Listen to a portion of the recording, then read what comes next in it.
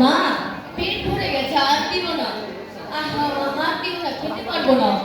খাবি না কেন? তোর পেট ভরেছে কিনা তাকে তো মুখ দেখে বুঝতে পার তোর এখনো খিদে পেয়েছে।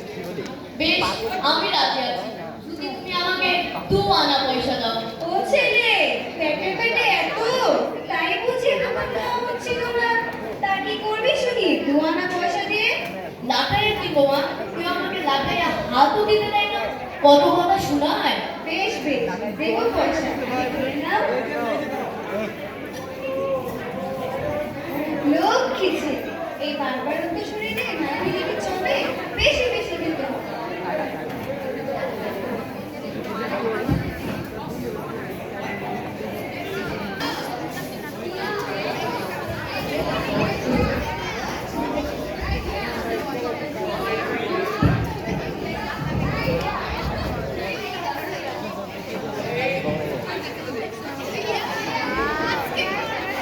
এই নাও, পান।